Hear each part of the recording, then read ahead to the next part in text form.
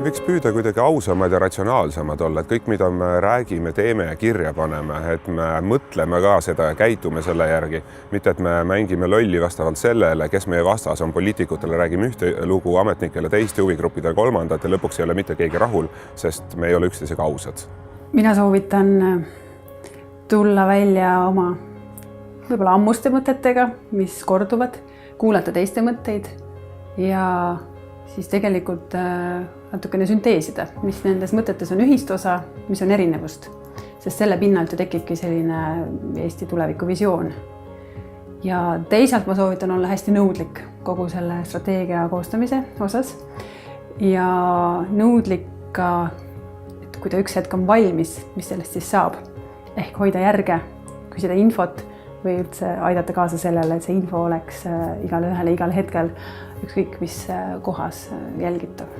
Ma arvan, et Eestis tihti me vaidleme ja ilmselt õigustatult erinevate valikute üle, aga kui inimene siit seminarilt koju läheb, ma loodan, et ta on leidnud ka niisuguseid uusi või vanu sõpru, kes mõtlevad ühtemoodi, kes jagavad samu eesmärke, et me rohkem oskaksime teha koostööd nende eesmärkide saavutamisel. Muidu püüab igaüks omas suunas joosta ja lõpuks on üks suur segadus ja rahulolematus. Kui te hakkate kokku panema strateegia Eesti 2035, siis üks asi, mille üle te kõige rohkem mõtlete, on Eesti demograafilised probleemid. Aga mul on selline tunne, et Jakob Hurt juba teadis vastust sellele päris kaua aega tagasi. Me ei peaks niivõrd palju muretsema selle pärast, kui suur meie rahvaarv on. Aga me peaksime rohkem muretsema selle pärast, et palju meid aastal 2035 on Eestis, kes siin tahavad olla ja tahavad siia jääda. Ehk siis me peame lähtuma sellest, et me ehitame üles Eesti, kus juba praegused noored tunnevad, et neil on hea olla.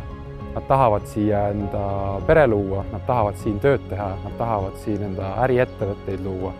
Ehk siis mõtleme laiemalt selle peale, kuidas me saame teha kõik selleks, et meie praegused noored siia jääksid.